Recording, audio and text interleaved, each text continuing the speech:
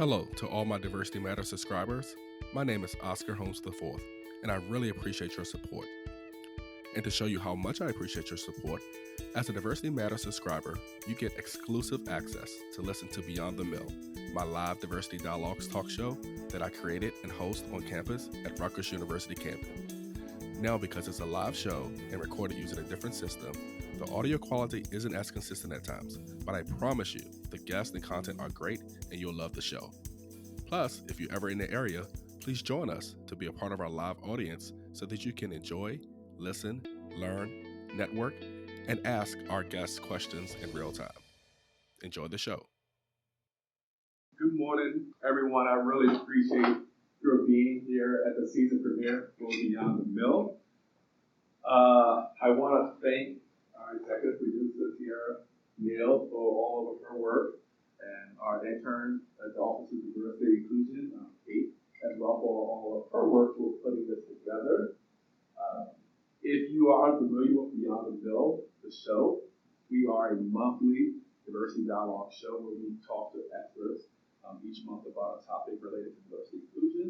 And we are just here to have these courageous conversations and to learn a lot more from each other. So I'm really excited today to have two wonderful people join us for Hispano, because we are celebrating Hispanic Heritage Month, which is our season opener. Our first guest is Mr. Jason Hernandez. Jason is a graduate of Temple University School of Law.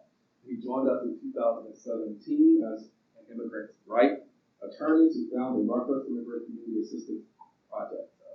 Please join me in welcoming Jason to Beyond the Mill. Come on up, Jason. And for the first time ever, during our regular season show, we have a student as a guest. So it's my honor and pleasure to welcome Trisha Trinidad to Beyond the Mill. She is a third-year student here at Rutgers, and she is the president of the Latin American Student Organization, LASO. So please welcome Trisha.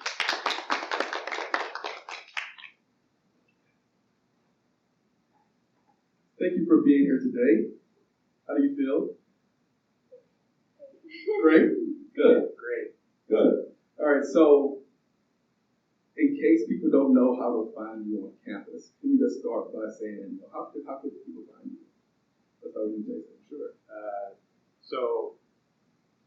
As Oscar said, I run a project called the Rutgers Immigrant Community Assistance Project. I can actually be found on all three Rutgers campuses. When I am here in Camden, which is most days, you can find me in the law school new building, room E225. You can email me or give me a phone call as well. All my information is posted online under the law school website for the Rutgers Immigrant Community Assistance Project.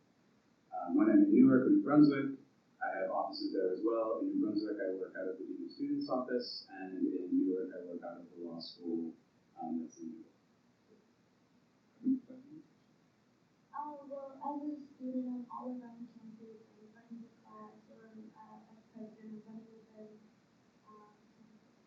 events. Great. So, Jason, some people may be unfamiliar with the position that you have here. Can you talk a little bit more about broadcast and what are the objectives? What are some of the goals you have? Some of the things you've accomplished so far since you've been here? Sure. So the RICAP was founded August 1st, 2017. In large part, it was founded in response to a student outcry for information and assistance across all three campuses. Originally, students were directed to reach out to the law school clinical programs, so in Camden here, the Immigrant Justice Clinic, and in Newark, the Immigrant Rights Clinic and Child Advocacy Clinics. But quickly, the questions and the need for assistance was too great, in addition to caseloads of the clinics already. So the chancellors on each campus and the president of the university came together at the request of students and involved faculty to basically fund a pilot program to provide information and legal services to students currently enrolled on campus. What the project looks like is basically a three-pronged project, with the first prong being providing legal consultations to students. As many of our students are young, many of them have not had control over collecting information or seeking legal advice about their circumstances.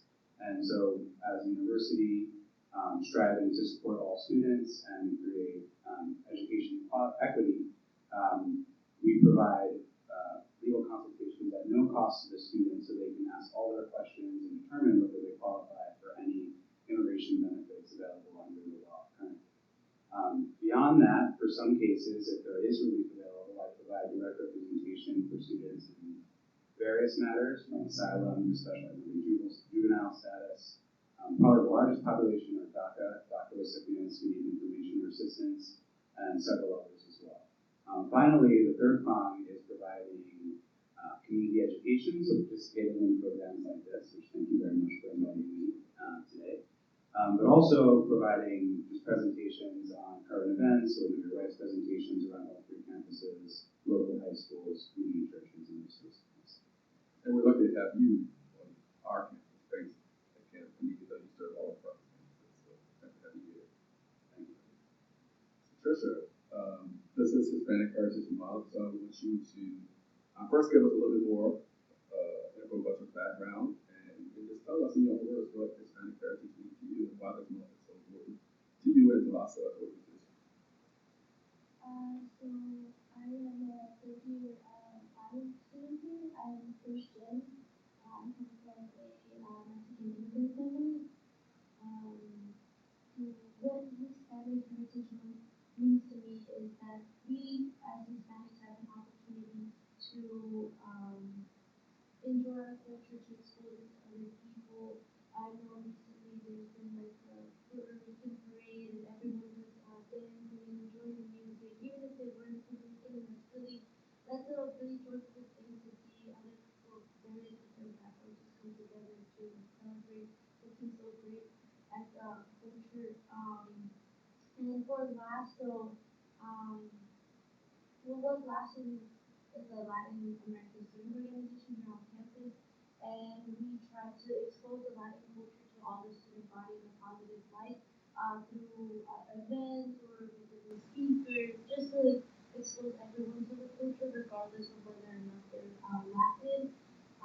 So as part of the Hispanic Heritage Month, we collaborated with another organization here on campus called Latino. So we're doing a Latin gala and we're like bringing in a live band to expose everyone to what it is and what it means to be Latin. I'm not sure. I'll check and hopefully. Because we definitely want to support LASO and do that. So Jason, same question. Tell us a little bit more about your background and what Hispanic Heritage Month means to you. Sure. So I grew up in a town in Long Island that was partially in Queens and partially in Nassau County. My dad is an immigrant from Guatemala. He immigrated to the United States when he was 14 years old. My mother was born in Queens, New York, from Irish and Greek immigrants. So I am multi-ethnic and multiracial. Now my dad's family is actually half indigenous and half sort of Euro descendant. And for me, when I think about Hispanic Heritage Month, I sort of have, I guess, two views on it. I think that it's an incredibly valuable opportunity, right? In that there is this month where there is support and funds available to bring Latino contributions in culture, politics, and various walks of life to bear the general public. But I think and I also think the other wonderful part about that is sort of it's an opportunity to build solidarity within the Latino community. The Latino community, I think, is very diverse in and of itself, with white Latinos, indigenous Latinos, Afro Latinos, and within there as a whole spectrum, right? So I think never missing an opportunity to build solidarity is important. I work in immigration, and solidarity is really key for making change on that front. I guess the second part of my view is sort of more that Morgan Freeman Black History Month view, where I think it's a little bit ridiculous that the government aims to sort of crunch all of Latino contributions into 1 month, right? Every month should be the Hispanic Heritage Month. Every month we should be having programming about So while it is wonderful as a first step that was taken in 1968, I think we're long overdue for the next steps. What about you, Trisha? Do you share some of the sentiments that Jason shared, or do you have different opinions about it? I do agree with Jason in that the Hispanic Heritage Month is punched into one month where like everyone from the Hispanic community has to like expose their culture, whereas this could be like a full span of time where we can all kind of experience culture and traditions and everything. So I think LASO does a great job because you have programming all year long that exposes the Rutgers community to that. For Black History Month, that's one of the benchmarks too. So that's one of the things that people bring up with Black History Month. But for us, we always say it's Black History 365, 366 leap years for us. But we appreciate having this month where everybody can stop and celebrate, heritage, culture, history, and contributions to society. So on the same topic of Hispanic heritage culture, can you tell us some aspects that you think may be underappreciated about the culture that you would like to bring out and highlight even more so? Perhaps social, political, cultural contributions. I mean, there are so many, but just I spent so much of my life entrenched in sort of political issues, and immigration is obviously what I've chosen to make a career of. So for me, I think that one of the areas that is underrepresented are sort of the Latino contributions to civil rights in the United States. I'm a firm believer in the slogan that immigrant rights are civil rights. Some wonderful sort of Latinx community members are Cesar Chavez, who basically lobbied for farm worker rights in the United States. There were many labor protections that were pioneered by members of the Latin American community as they were abused by employers during agricultural migrant work, sort of born from the Bracero movement and around World War II.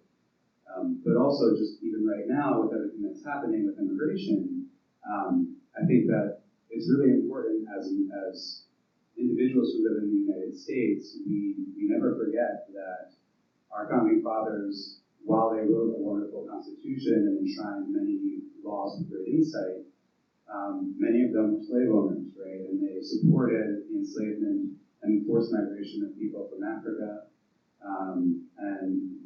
While there are these wonderful values put forth in the United States through the founding documents, they were not for everyone. It was a long fight, obviously, for the freedom of slaves, but this sort of attitude has continued in the United States through things like the Chinese Exclusion Act, where Chinese laborers were encouraged to come to the United States when they needed labor, but then prohibited from migrating to the United States for a period of over 50 years.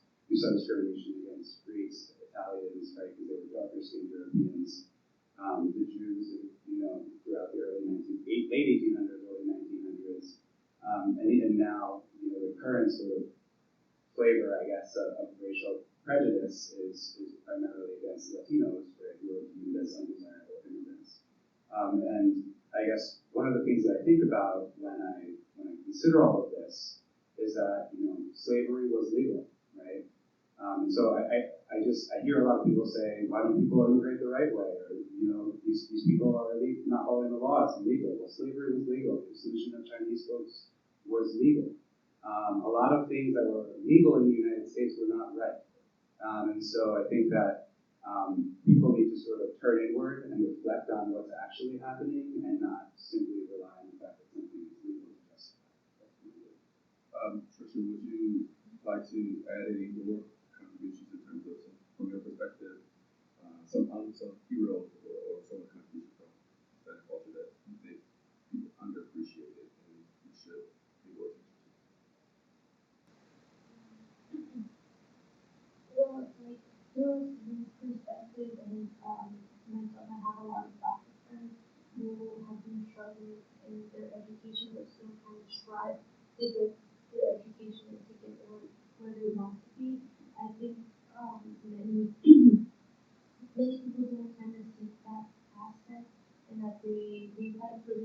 they like do anything that they can. They apply to so many scholarships just so that they can be able to attend college and get that degree. There are also many different contributions that students can make as well. So, May I add one? Sure, absolutely. So just building off your point, Trisha, right? So if we're going to call out like Latinx trailblazers, so students like you, right? So recently we had in-state tuition and in-state financial aid made available to individuals regardless of immigration status, and that in large part were students, right? Students fighting for what they believed they were entitled to, and the legislature agreed. And so just, I think students, young people, right, the generation coming up that is molding our society deserve a shout out too, because they're already making great changes that I think we all benefit from. Absolutely. So I have more questions, but I want to get our audience involved. So we want you to percolate on some questions that you want to ask our guests. And while you all percolate on these questions, I will ask you this one so that we give you time to come up with questions. So who's a Latinx author that you admire greatly? And so tell us the book and why do you like that book? And coming to you with questions next to have great.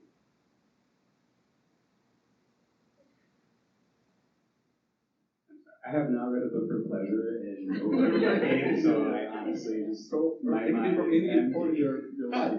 So my favorite Latinx author is Maria Sotomayor. She writes opinions for the Supreme Court. She's the first woman of color and first Latina to reach such a high office in the United States. And her voice, and the voice of liberals, I think, is one that is needed right now in a 5-4 split. And so I guess in my recent life, that has been one of my favorite Latina authors. She, of course, Rutgers invited her from the Immigrant Institute a few years ago, so I've had the opportunity to go hear her speak, and she was just amazing. She's an amazing person to hear speak. And she, I don't know if any of you were there as well, but she came down from stage. People were like, what is she doing? And she walked up the actual stands to where people were because she wanted to be closer to people. So I just admire her so much. I have also gotten it in a long time. But one of my favorite books has always been No Way I Think Person by Maya Angelou. It's just such a raw story. It's an autobiography that she wrote. It's just such a raw story that like has so much emotion to it, and you can kind of like reflect on that, and it makes you kind of think about it from a different perspective. And I love that about her writing style. So as a young person, I don't think there were many books that reflected the Latino community. So one of the early ones that I remember reading was like The House on Mango Street by Sandra Cisneros, which I think was like something that many young people read just because it was an opportunity to sort of see like Latino culture offered into the mainstream publication. We turn it to our guests to ask, our audience to ask, I guess, some questions that you may have heard today. Would you like to ask Jason? Yes. Hi, how are you? So the church that I attend, we are reaching out to form a very strong bond with some of the Latino churches and within our group.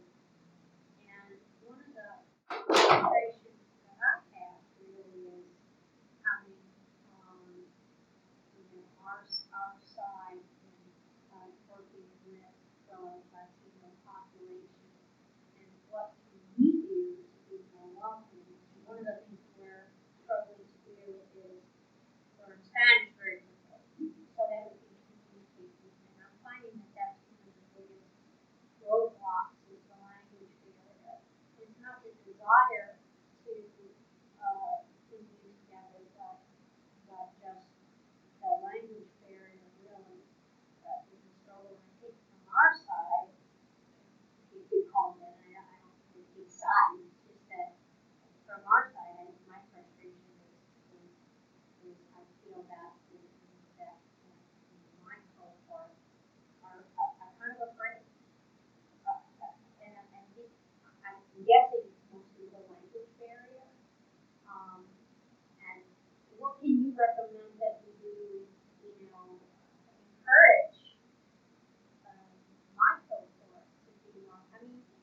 welcoming, it's just we don't know what to do. And we don't want to offend, but we want to be able to communicate. So we're at a really rough spot right now. So how do you do that with the Rutgers community and what's been successful for you?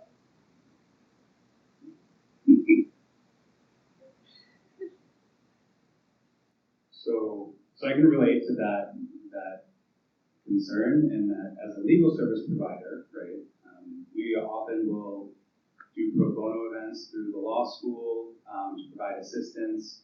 And one of our first questions is, will community members show up for this event and benefit from the services? As a result, it's incumbent upon us as an organization to think about how to sort of bridge this divide and build trust with various communities.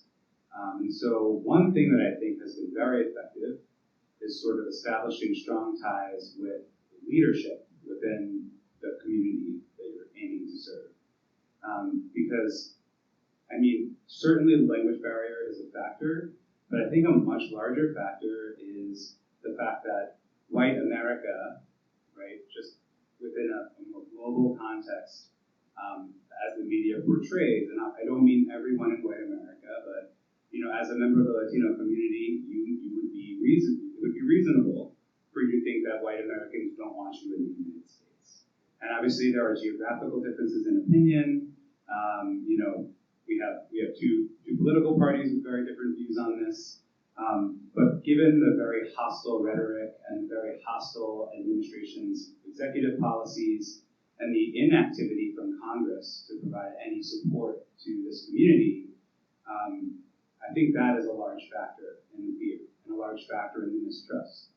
And so, unfortunately for you, as someone with resources who would like, your church as someone with resources that would like to, build communion and build community with your neighbors, it's really like you have to take those extra steps to sort of demonstrate that you are in fact an ally and a friend. And I think the best ways to do that are to identify individuals who can be the individuals who vouch for you and who say these are good people who want to do like good things, or they're just people who want to be friends with you, right? Share a meal, get to know you so that they can tell your story should this come up. Because I think what a lot of people, not to bring this back to immigration, but it's such a interwoven issue in this moment. And I don't mean to say immigration affects people of all races from all over the world, but I think just the way that the administration has framed it has been very hostile towards Latinos. And so I just think that it's really critical to basically just build those bridges from the top, like sort of getting that vouch, so to speak, and just to persist, right? I've only this cliche phrase. There should be a better one. Rome wasn't built in a day. Like you probably have 3 or 4 events where very few people come, but you have the events in and of themselves, even if they have low attendance, they demonstrate your welcoming mentality. Like one thing we do at Rutgers is, we have to put our money where our mouth is, right? And so it's one thing to have an attorney, but I think we need to continue to work, right? We have started the work, but we need to continue to work to just create many different sort of outlets for individuals to seek services or to have their story heard. And so one of the best things you can do is share your voice, right? And when you talk to your friends and your family, you'll hear the stories of your neighbors, and you'll share those stories in an honest way. I can't like or interject. I do want to get but we had one successful event, and it was all centered around food. And that's one thing we can all agree on, and we actually shared different cultural meals together, and it was a blast. But I did see a real tendency for the cohorts to kind of stay separate, and they said, no, we have to everybody has to sit with each other, and so and that can be hard to get to where people feel comfortable with, moving a little bit more. So I'm looking for other ideas from you. Yeah, so I go to church at St. Joseph's. It's located on Federal Street. So we're pretty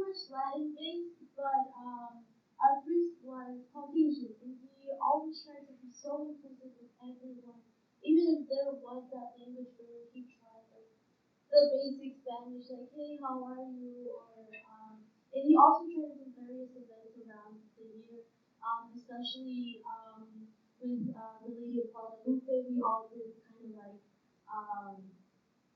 we all shared a meal, but everyone had to bring something that they made of their own. And we all kind of shared a meal. It was really nice because everyone was interacting with each other. There was cold words as well, but like everyone tried to like taste the different foods and talk to one another. There was also types of events that did include like serious things like immigration. We had an attorney come in and give them tips and like things that they shouldn't do, and they did offer legal advice as well. Um, for the kids as well, they try to do kind of like a food pantry that they knew that they could come to whenever they needed it. So yeah, that's how they feel like having it. Yeah. So I have an idea about that. Yeah, ask you to kind of share with us, what do you think the church's objectives are? Like, what's the goal that they want to accomplish besides just bringing it together? What do you ultimately want? Sure, sure. Well, actually, it actually comes from above with our chapters and leadership. We actually hired a Latina to help bring the churches all together to start to really break down barriers, understand each other, be welcoming and supportive of one another. And so we have a 2-year mission to accomplish that. And some churches have picked up on it and some haven't. Ours have. We have pastors from Camden and Bridgeton come to preach to us, and our pastor will be preaching this Sunday in Camden. And so we're trying to develop a sister church relationship so that we feel welcome at any time to come and preach to one another in the facility. So we actually have had some money behind it, some staffing behind it, because we know it's important. So one of my tips that I could share would be one of the best things you can do for any community would be creating forums where you all can speak to each other and actually move minds in terms of voting along people's interests. And that doesn't even have the community involved at all. It's basically speaking to each other and saying these are issues that many groups face. We need to vote in a way that are aligned with their interests. Because that's a huge help to these groups as opposed to trying to come in, providing something here or there. Voting is really important to these groups. So it's one thing to say, well, we're going to, have a dinner, we're going to do this, but we still vote for parties that we know, do a lot of damage to these communities. So I think that a big thing that you can do right now is focus attention to that conversation with each other and vote for all interests so that policies won't be enacted that are detrimental to these groups of people. I think we're there. I just don't think we expressed it or shared it.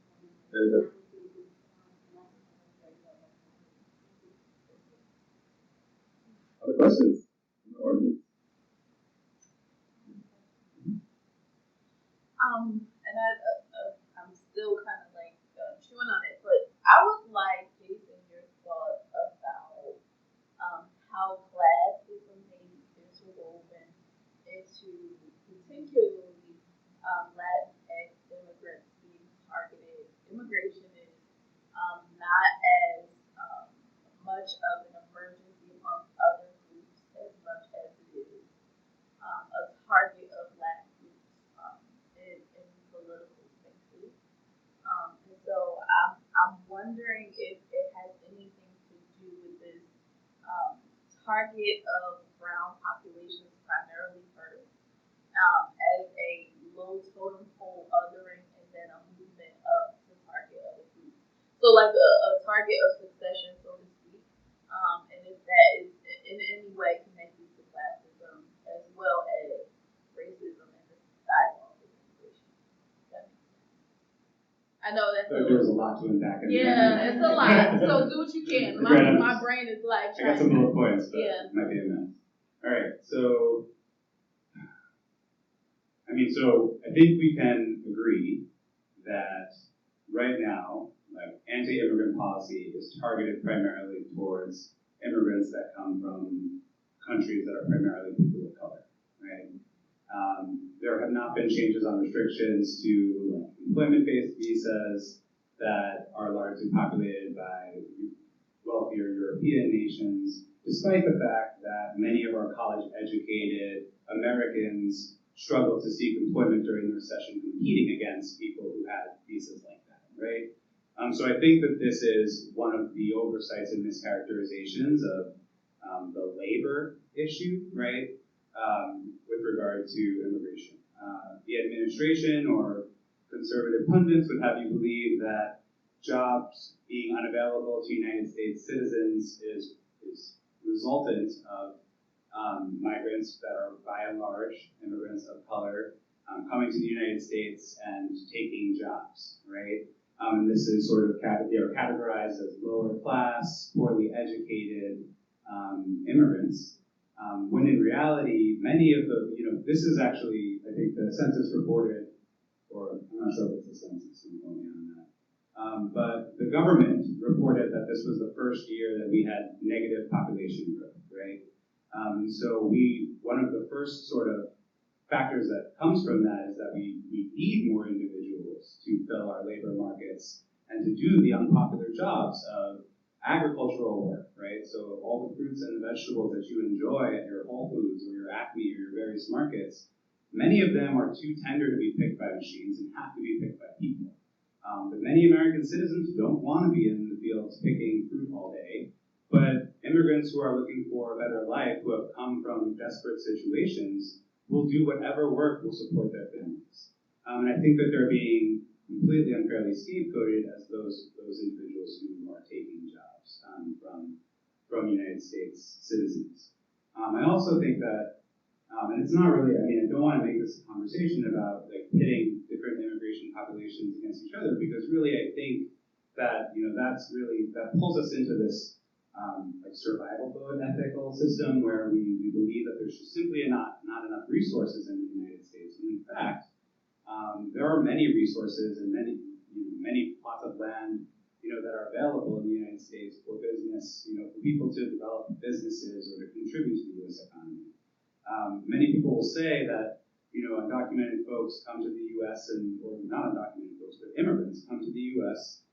They don't pay taxes, they go to our schools, they drive on our roads, and it really does become a class issue of, these freeloaders are coming to our country and basically just living off of our efforts. But that's simply not true, right? The IRS created the ITIN, which is the Individual Taxpayer Identification Number, specifically for people who do not have Social Security numbers. Undocumented immigrants cannot get Social Security numbers. Specifically for these people to file taxes. And we know how many people file taxes based on these numbers. Those taxes go towards services available in the United States. Many immigrants also own homes and pay property taxes. And those fund our schools and fund our roads. They pay taxes at the pump, right? Many of the roads taxes in New Jersey, right? All the gas prices went up, right? Because we needed better roads and improved roads. I don't think that when you swipe your card at the gas station, there's a question about whether you're documented or not. I think it's equal opportunity and everybody pays the taxes. So I think that really what is the most pernicious part of getting to the real issue behind your question, what is most pernicious are the lies, right? And then sort of what passes as truth. The American population really should be more demanding about getting accurate information. And if it's not going to come from the sources that are readily available through our radios and our television screens, then I think we as individuals, if we care about knowing the truth, it becomes incumbent upon us to utilize some of that education we received in elementary school about primary sources. In a book report, I remember, it was the very beginning of having sort of computers. But I was in high school and they would say, you cannot use Google. You cannot cite Google as, and I feel like that's something that should be a mantra. Like you can't cite Facebook as why you hate immigrants. You can't cite an Instagram post as why you hate immigrants. It is your responsibility if you're going to speak on an issue to know the facts. Otherwise, you're just filling the void with phone plan, which really is has a negative value when associated with it. So, Especially your first generation student, do you have a perspective you want to share in relation to the other questions? I completely agree with Jason in that a lot of these ideas are justified and they are kind of supported by these social media posts and everything.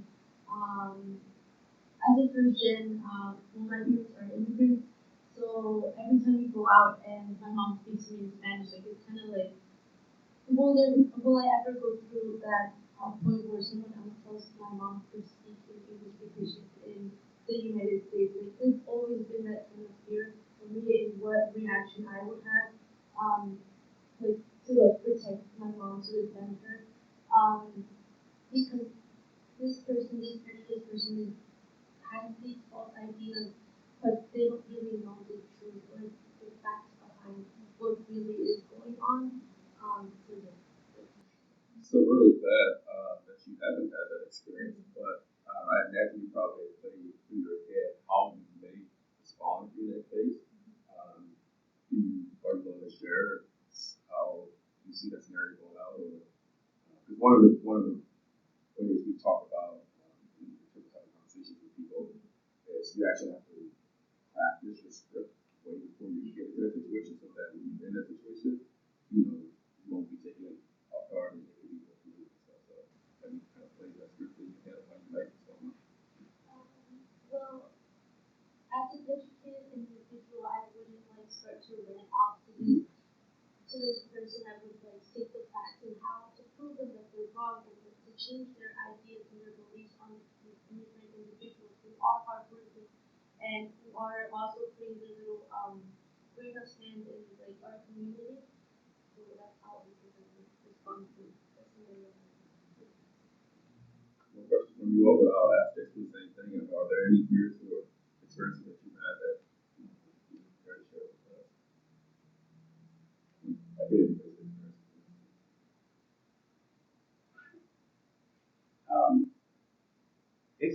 So I feel like I walk this interesting line because I'm a white passing like Hernandez last name Latino, right? So I feel like it sort of is this interesting thing that happens on both sides where I've spent a lot of my life justifying my existence. I did not choose to be like multi-ethnic, white passing Jason Hernandez that I am. It's funny because I grew up and I remember this sort of moment that shaped a large part of my life and still continues to shape it is being on the bus in elementary school. And I lived in a primarily Irish and Italian Roman Catholic community in Long Island. And the people of color lived in the Queens part of our town. And then my family was one of like 3 Latino families, and I think there was one black family sort of in our neighborhood. And we were on the bus and going to school. And my dad basically immigrated here, has been an entrepreneur. Well, he's no longer with us, but he, in his life, created 2 businesses in the United States.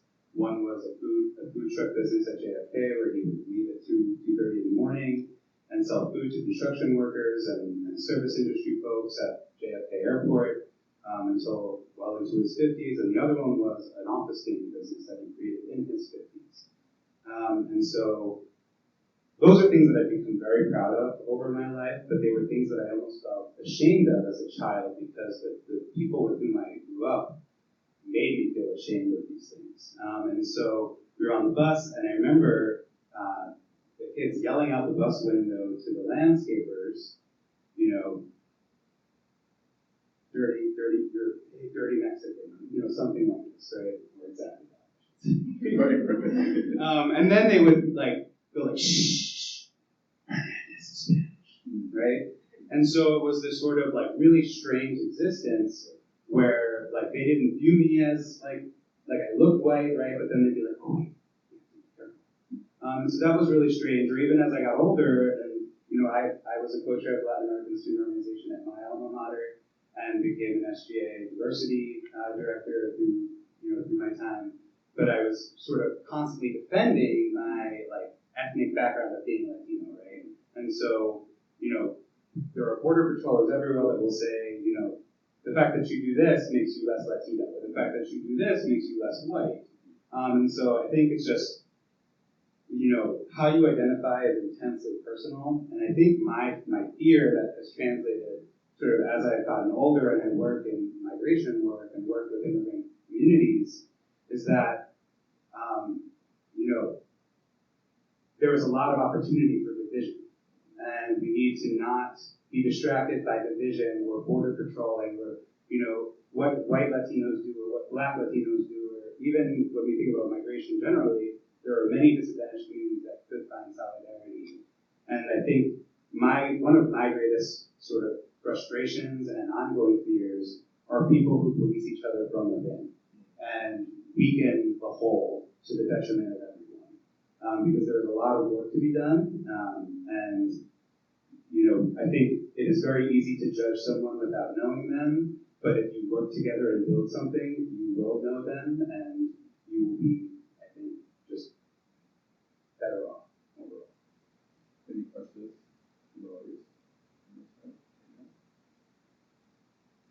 As you think about it, I want to follow up with what you just said. Because I shared with you a video, watching that video. I'm not sure if you got a chance to watch it, but the whole concept was about Latinx people who were basically speaking out and saying they're not identifying with that term anymore because it is a term that typically describes lighter skin Latinx folk, and they feel excluded from those conversations. I have, you know, done extensive research in Latin America, former life, and one of the things you hear a lot in these countries is like, you know, well, racism, that's the United States. It doesn't exist here. Colorism, that doesn't exist here at all.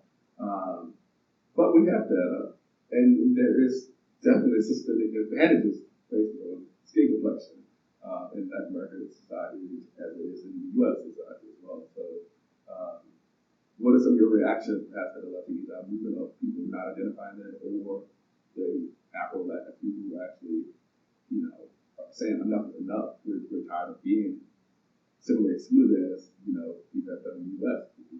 regardless.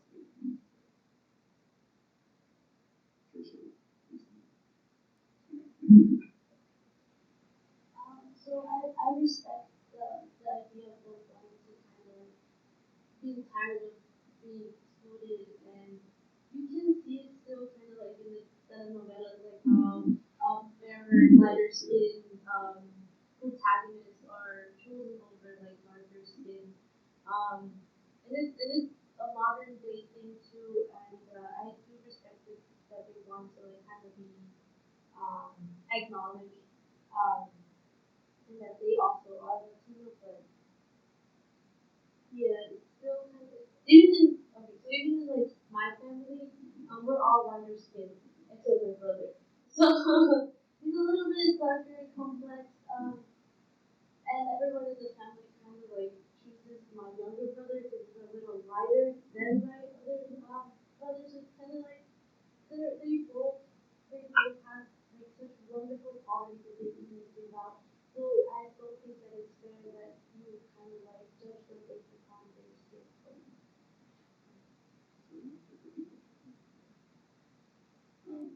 Yeah, so absolutely, I agree that Latino culture, like if you turn on Univision, right, you're gonna see a bunch of like Cuban, like or light skinned anchors, right? So this is an issue, and I completely think that, you know, it needs to be addressed.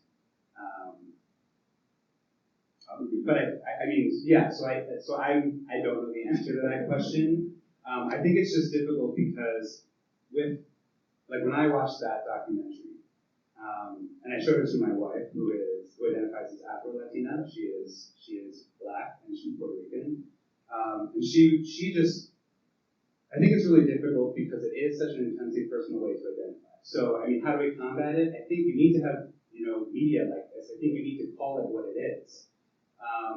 But I think it's a very fine line between calling out the fact that we don't have representation of different races in the media or in, you know, our definitions of beauty. One thing I know that my wife felt, right, as a Latina who was black, she felt like she couldn't be beautiful, right? Because of her hair or because of these things that were not considered the beautiful standards of Latin culture. And I think till this day there are still those lasting impacts on her. And I think that we need to call those things out, but I think that it's a delicate balance between calling those things out as movements that have been negative, like negatively impacted the community, and then also just having that mentality and judging people you see, right? So for example, like I smirked when you talked about like Latinos saying they're not racist. Like as a Latino who has like a white mother and a family of like dark skin, like it's like all of my Guatemalan, I have 6 Guatemalan aunts and uncles, and I have like a Jewish married uncle, like 2 Puerto Rican married uncles, and Ecuadorian married, like they're all different. And in my grandma's view, they all had different sort of rankings based on where they came from and what skin color they were.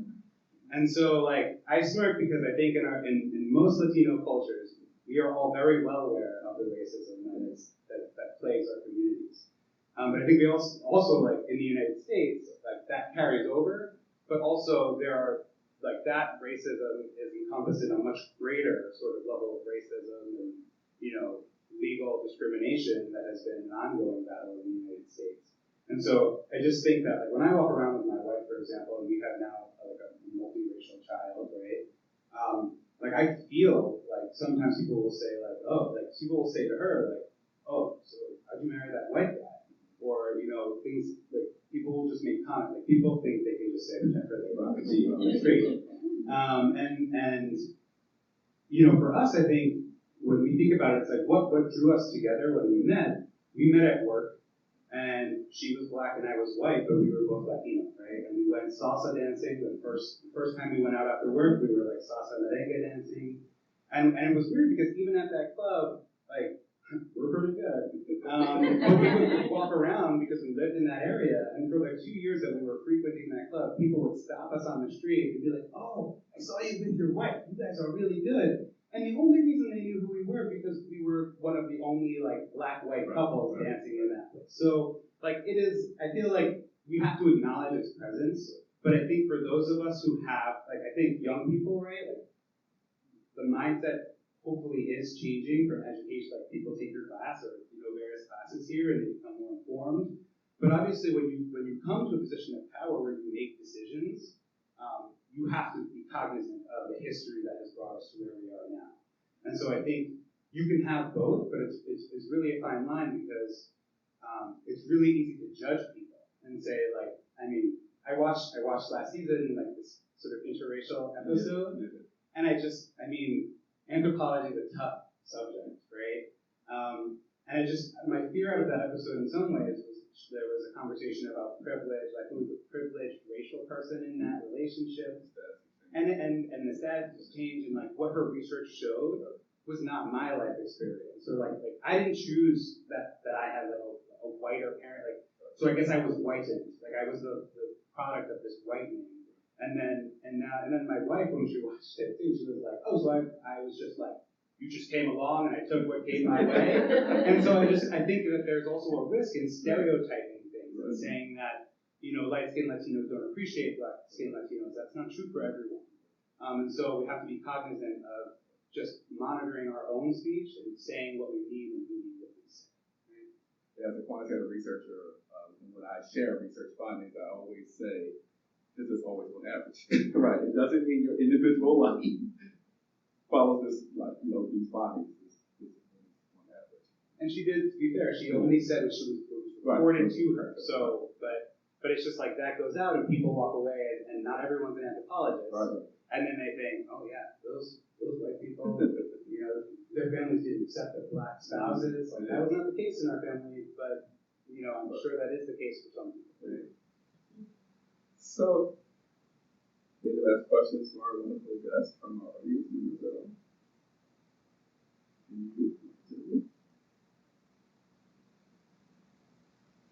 I guess just broadening, you would sort of ask the question I was about, which was this kind of this sense of, black, I'm not the air quotes, but, Latino. I also wanted to talk a little bit about the role of indigenous, communities under that tent, with ways to kind of include or incorporate.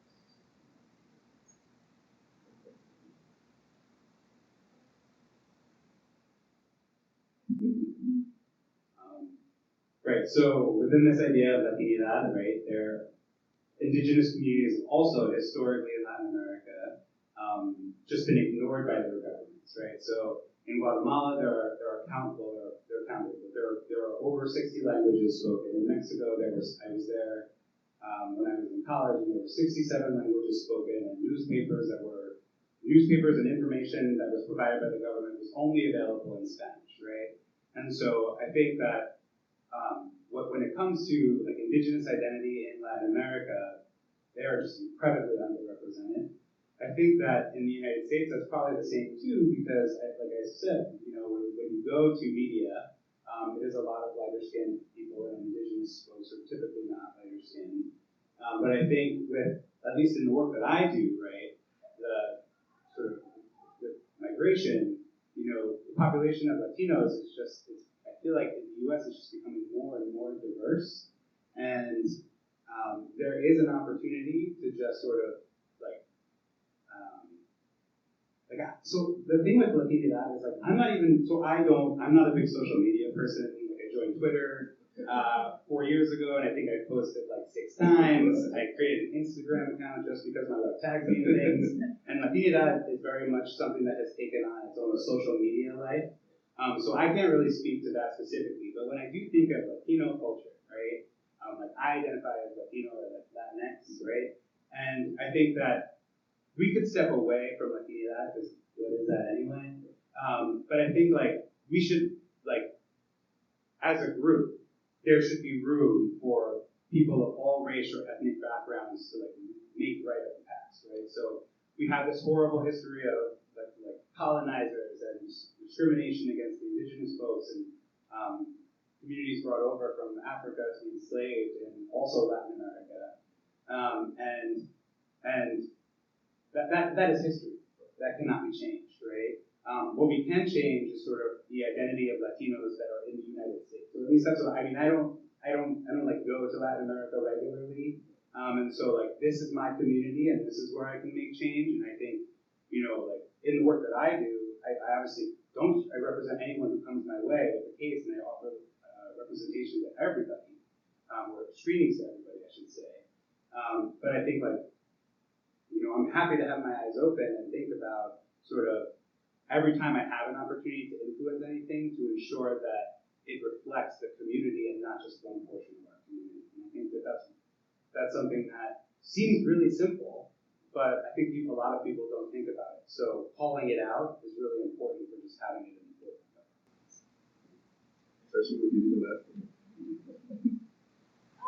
So I think, as you said, everything is getting more diverse. Everyone is accepting the diversity. But indigenous representation is getting out there a bit more. Like in the movie Roma, Yalitza Aparicio, she's using her platform to kind of expose her indigenous background. The new current president of Mexico is also giving more support to the indigenous people of the country. So I think movements like that give other people they do exist, they do have a voice of their own, that they are dying to expose everyone. So I think things like this help other people kind of also take the lead and expose other people on what they don't know, such as indigenous communities. Well, Jason and Trisha, thank you so much for being our season 2 premier guest. This was a great way to celebrate Hispanic Heritage Month and learn from both. And please join me in thanking our 2 guests. Thank you for listening to Beyond the Mill and for being a Diversity Matters subscriber. If you enjoyed the show and want to hear more, please post, talk about, and reshare our show with all of your friends and family. And leave us a favorable review so that it will make it easier for others to find us wherever they listen to podcasts. We cannot do this important work or keep it going without you, so we really appreciate your support. Beyond the Mill is produced by me, Oscar Holmes IV, and TiAira Neal, and receives generous support from Rutgers University-Camden's Office of Diversity Inclusion and Office of Student Affairs. Diversity Matters is produced by WH Consulting a firm that provides a wide range of management consulting and professional services to individuals and organizations. Original music produced by Sincere Morton Murray. Until next time, peace and love.